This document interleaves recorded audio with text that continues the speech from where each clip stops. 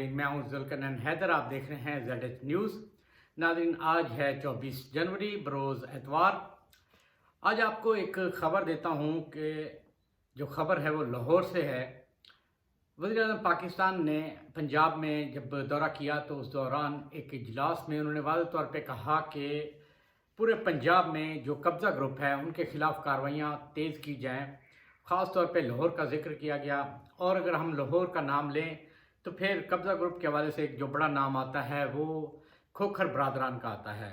तो उस हवाले से हुकूमत ने एक हिकमत अमली तैयार की और एक बड़ा ऑपरेशन जो है वो लॉन्च किया गया है लाहौर में, जौहर टाउन में।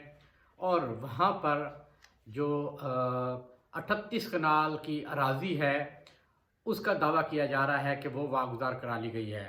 अब ये ऑपरेशन हो किस तरह रहा है, इसके पीछे असल चीज़ें हैं क्या, उस हवाले से आपको आगाह करता हूँ। नाज़रीन, आपने नाम सुन रखा होगा ख़ास तौर पे सैफ अल मलूक का, फिर उनके भाई हैं अफजल खोखर, उनका भी। तो लाहौर में उनका एक बड़ा नाम है और उनके ख़िलाफ़ FIA में मनी लॉन्ड्रिंग की भी तहकीकात हो रही हैं। बाज़ाब्ता एक FIR जो है वो भी लॉन्च हो चुकी है, जिसमें कहा गया है कि ये ज़मीनों पे कब्ज़े कराते हैं और फिर उन ज़मीनों को बेच के वो जो रकम है वो मनी लॉन्ड्रिंग की जाती है। तो उस हवाले से भी मुख्तलिफ बैंकों को लिखा गया है और तमाम जो बैंकों की ट्रांजैक्शन हैं वो भी हासिल की जा रही हैं। और FIA का ये कहना है कि कुछ ऐसी चीज़ें मिल चुकी हैं कि जिससे ये साबित होता है कि इन्होंने मनी लॉन्ड्रिंग की है। अब लाहौर में जो ऑपरेशन शुरू किया जौहर टाउन में, नवाब टाउन है उस इलाके का नाम, उसमें कहा गया है कि इंतज़ामिया ने ऑपरेशन शुरू किया बेसिकली तजावज़ात के ख़िलाफ़, के गैर कानूनी तजावज़ात बनाई गई हैं। तो वहाँ पर जब ऑपरेशन शुरू किया तो वहाँ पर जो सैफ अल मलूक के भांजे हैं तहर जवेद और उनके भतीजे हैं, वहाँ पर उनकी काफ़ी जगह हैं, उन्होंने अपनी मार्केटें भी बना रखी हैं और 2-2 कनाल के घर भी हैं। इसके अलावा और भी बहुत कुछ हैं। दीगर जो खोखर बरादरान के रिश्तेदार हैं वो भी वहाँ पर मौजूद हैं। अब इंतज़ामिया का ये कहना है कि वो तमाम की तमाम ज़मीन जो है वो सरकारी है और गैर कानूनी तरीके से उसे हथियाया गया है। एंटी करप्शन में भी इंक्वायरी चल रही है, उसका एक ऑपरेशन किया गया है और ऑपरेशन इतना ज़ोरदार किया गया है कि खोखर पैलेस की तरफ जाने वाले जितने भी तमाम रास्ते थे वो मुकम्मल तौर पे बंद किए गए। पुलिस की भारी नफरी वहाँ पर लगाई गई। तमाम अफसरान जो है रात गए मौजूद रहे हैं। पूरी हिकमत अमली तैयार की गई है और उसके बाद ऑपरेशन स्टार्ट किया। ऑपरेशन स्टार्ट करते ही जो घर हैं उनके भांजों और भतीजों के वो मुकम्मल तौर पे गिरा दिए गए हैं। इसके अलावा जो एक खोखर मार्केट थी बना रखी थी, जिसको सैफ मार्केट का नाम दिया गया था, उसको भी गिरा दिया गया है। और बताया ये गया है कि अभी तक 38 कनाल जो अराज़ी है वो वागुजार कराई जा चुकी है, जबकि टोटल अराज़ी जो है वो 45 कनाल है जो कि वागुजार करानी है। ज़िले इंतज़ामिया का ये भी कहना है कि जो 38 कनाल अराज़ी वागुजार कराई है इसकी जो मालियत है वो 1 अरब 25 करोड़ रुपए है। वो जो है अब हुकूमत पंजाब के हवाले कर दी है। और अभी भी जब मैं ये वीडियो बना रहा हूँ तो ऑपरेशन का जो सिलसिला है वो जारी है। इंतज़ामिया का कहना है कि हम ये ऑपरेशन मुसलसल तौर पे जारी रखेंगे।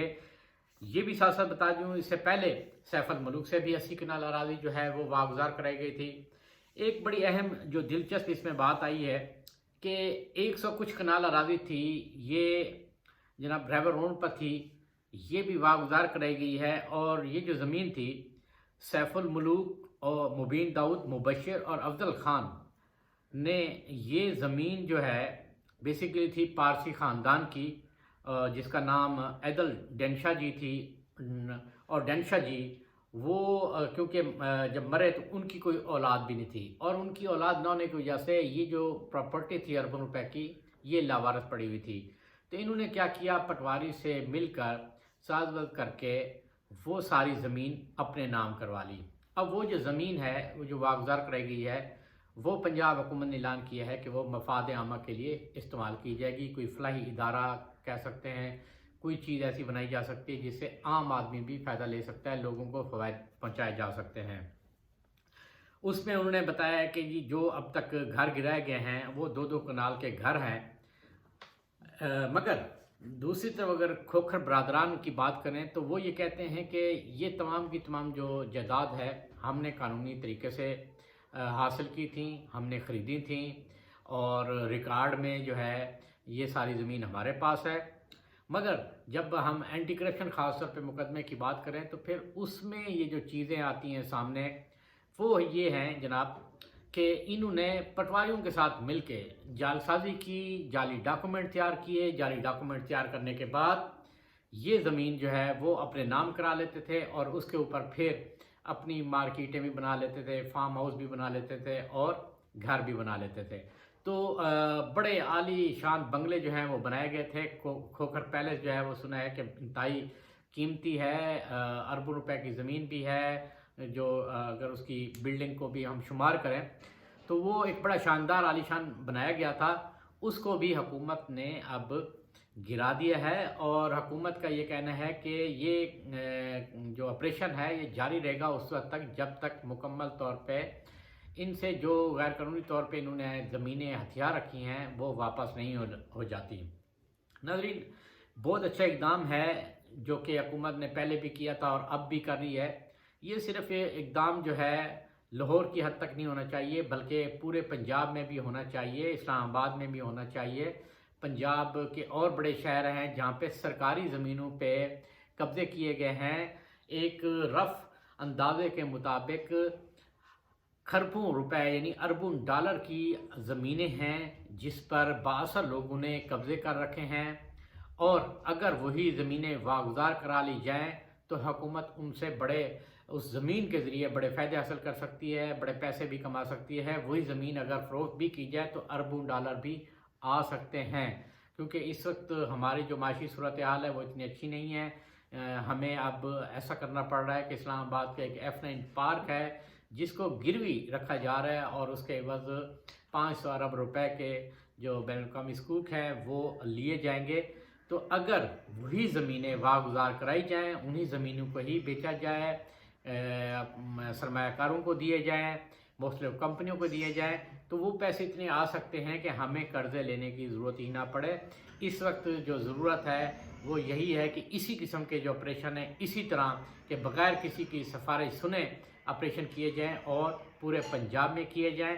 یہ اس سے نہ صرف پنجاب حکومت کو فائدہ ہوگا بلکہ قومی خزانے کو فائدہ ہوگا اور وفاق کو فائدہ ہوگا کہ قرض جو ہے وہ کم سے کم، کیونکہ ہماری ارننگ کسی قسم کی ہے نہیں اور سسٹم ہمارا اتنا خراب ہو چکا ہے کہ ہم اب قرضے لے کر ہی گزارا کرتے ہیں۔ تو ان چیزوں کو جو ہے ہمیں دیکھنا ہوگا۔ ساتھ ہی ناظرین، دوسری جو ایک اچھی اہم خبر جو ہے وہ آپ کو بتاؤں، دلچسپ بھی ہے کہ بھارتی آرمی چیف نے میڈیا کے سامنے اس بات کا اعتراف کیا ہے کہ وہ ڈپریشن کا شکار ہیں۔ یعنی یہ بات انہوں نے تسلیم کی ہے کہ جو صورتحال چل رہی ہے، خاص طور پہ پاکستان کے ساتھ انہوں نے ٹینشن پیدا کر رکھی ہے، اس میں وہ شدید دباؤ کا شکار ہیں۔ اور کچھ رپورٹس تو یہ بھی بتاتی ہیں کہ بھارتی آرمی جو ہے وہ کسی صورت بھی نہیں چاہتی کہ پاکستان کے خلاف یا پاکستان کے ساتھ کسی قسم کی کوئی جنگ کی جائے یا کوئی چھیڑ چھاڑ کی جائے بارڈر پہ، مگر بی جے پی حکومت کا دباؤ ہوتا ہے جس کی وجہ سے وہ یہ کرتے ہیں۔ تو ایک رپورٹ جو ہے، جو ان کی نیوی ہے، ان کی ایئر فورس ہے اور ان کی آرمی ہے، ان کا ایک مشترکہ ادارہ بھی ہے، انہوں نے بھی ایک رپورٹ دی تھی کہ جو ان کی 13 لاکھ فوج ہے اس میں سے تقریباً 6 لاکھ لوگ ایسے ہیں، یعنی آرمی پرسن جو ڈپریشن کا شکار ہیں، جن میں ایئر فورس کے لوگ بھی شامل ہیں، نیوی کے بھی اور انڈین آرمی کے بھی، وہ ڈپریشن کا شکار ہیں۔ اور اس میں انہوں نے یہ بھی کہا ہے کہ جو فوج کے اندر زیادہ تر اموات ہوئی ہیں یا تو پھر وہ خودکشی ہیں یا پھر ماتحت اہلکاروں نے اپنے اسروں کو گولیاں ماری ہیں کہ ان کے جو غیر قانونی حکم تھے وہ ان پر دباؤ ڈالتے تھے کہ وہ حکم مانے، اور اس کی وجہ سے وہ حکم نہیں مانتے، ڈپریشن کا شکار ہوتے، اور پھر یہی ہوتا کہ وہ اپنے افسروں کو بھی گولی مار دیتے ہیں۔ ناظرین، یہ تھی آج کی تازہ ترین، انشاءاللہ پھر حاضر ہوں گا، تب تک کے لیے اللہ حافظ۔